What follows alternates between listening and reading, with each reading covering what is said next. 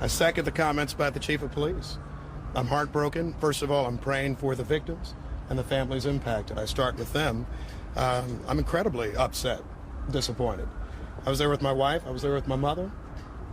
We never would have thought that we, along with Chiefs players, along with fans, hundreds of thousands of people, would be forced to run for our safety today. I think that I'll let the investigation shake out before coming to any further conclusions, but I think the initial response absolutely is anger. You know, we have done a number of these now, and this is a day that a lot of people look forward to, something they remember for a lifetime. And what they shouldn't have to remember is the threat of gun violence, marring a day like this, injuring them and their families. This morning, I was actually thinking about bringing my child, as many people in Kansas City did. And I don't want us to have to, in our country, for every big event, think about a concern of being shot. As the chief noted, we had a lot of law enforcement officers there today. They did exceptional and outstanding work, and I will second that again. Because on your timeline point, I was inside of Union Station. We heard something. A number of us start running, and I see a stream of officers going the exact other direction, in with guns drawn, ready to address danger. And that was the situation throughout. People who responded absolutely immediately.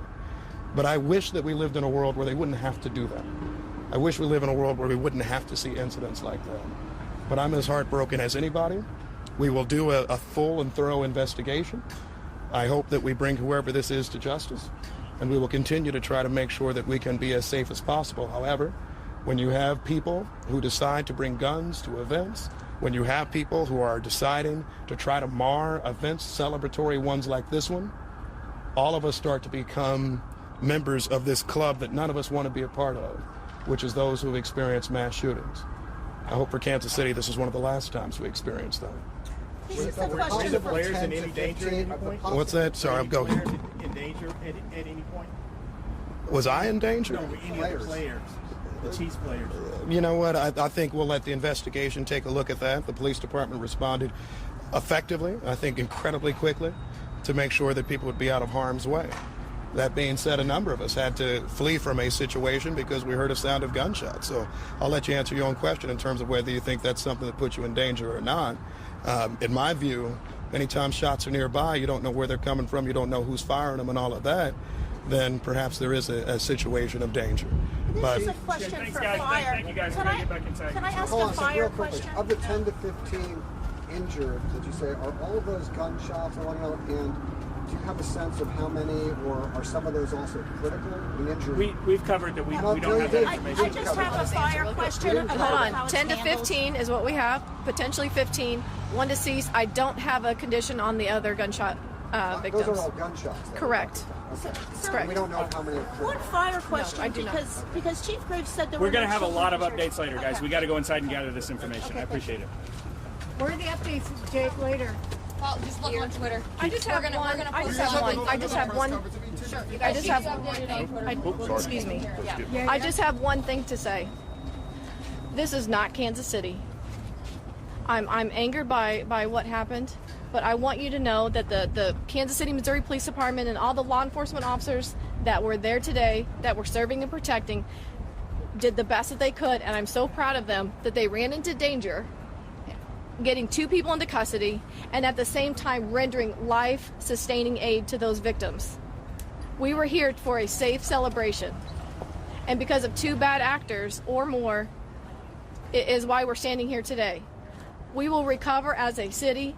My heart goes out to our victim who is deceased, but your police department stands ready, and we are invested in the safety and betterment of Kansas City. Thank so there you. may be possibly more than 2 actors? We'll send you guys more updates on Twitter, okay? Follow the Twitter account and we'll put the updates that we have on Twitter. We'll update you guys if there's going to be more news releases, okay? Officer Gonzalez, is the victim a male or female? We don't know. We'll get you updated. How are you? Good, I was at Golden State. Got it. Oh, were you? Yeah. What happened? There were a bunch of people that were doing children, but they aren't children. I just explain the logistics of in a mass shooting like this, they just take them where they can and spread them out. No, I asked you guys. Let me know when I'm standing by. Melissa, one of the questions I was just going to ask fire.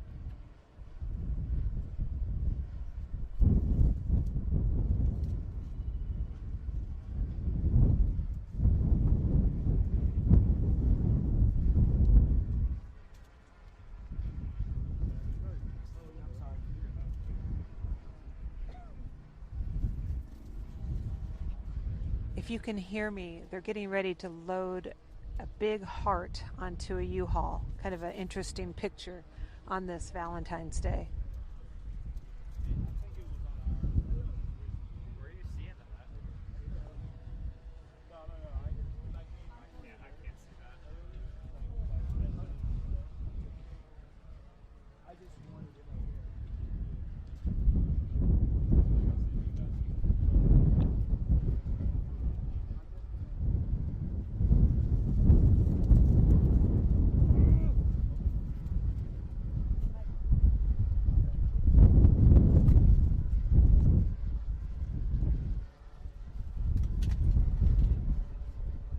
I'll put you there. I lost IFB. You still have it? I think it's whenever they go to. Oh, that would make sense.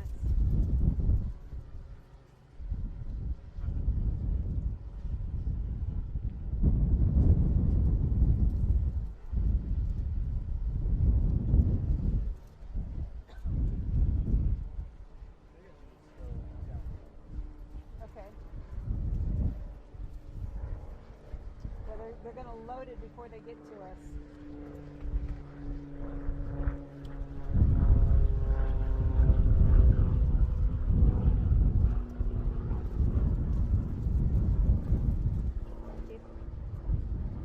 If you hurry back to me, we've got a shot of them loading a great big heart onto the U-Haul truck.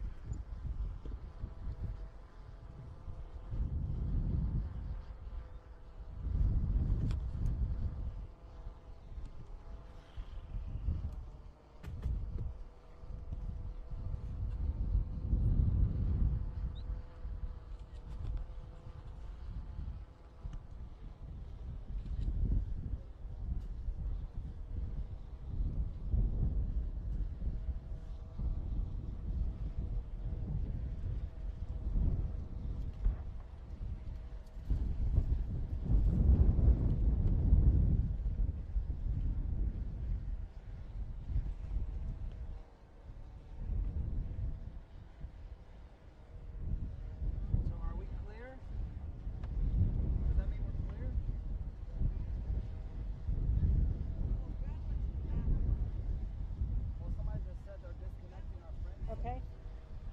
Got it. All right, come stand right here.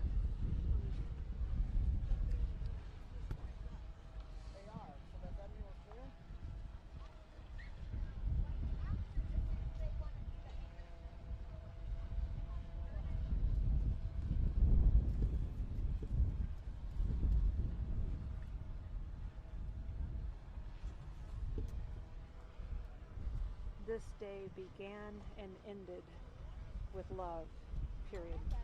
I just captured them loading a heart into the U-Haul truck.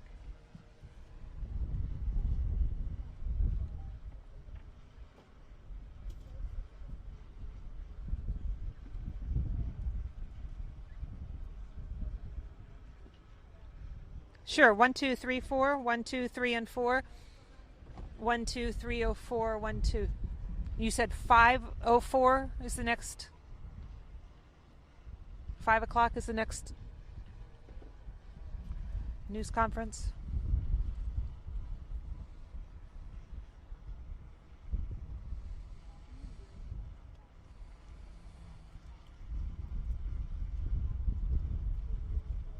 Okay.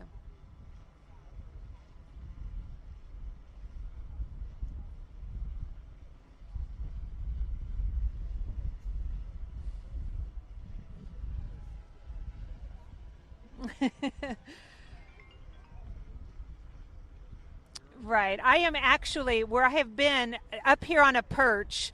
I'm going to have to take my IFB out. I'm getting double audio there. So I have been up here at the Liberty Museum and Memorial, looking down at the lawn between our memorial and Union Station, watching it fill with the people dressed in red and gold, and just everybody in a great mood. This was a day that started, with love letters to the Kansas City Chiefs. And just a moment ago, kind of ironically, I don't know if you can see this last U-Haul down here on the grass. We just watched them load probably a 4-foot by 4-foot red heart. Just kind of a fitting cap here to today, because it is about love. It's about how just two bad actors turned this day into this tragedy, but surrounding that, this was a joyous occasion. People responded appropriately. They got out of harm's way as best they could, and a lot of that is perhaps because they didn't know what was happening. It was difficult to get a cell signal down there. Joining me now is a gentleman who's been up here just kind of watching the scenes. Tell me your name. Jeremy Evans. It's so nice to talk to you. You said that you were down there real close for a while. Yes. Tell me what you were experiencing. It was hectic. I was, on the right side of the Union Station, and was probably standing there roughly 8 hours. It was good, but it was like standing in sardines pretty much, Right. And it was a good time, but it was hectic at the same time. And you said because your legs were getting tired, you've been standing there. You guys left before the incident. Yes, we ended up going to World War I Museum to go rest, and as we were walking up, that's when all the sirens were coming up from the shooting earlier. And now, in an interesting twist, you are stuck.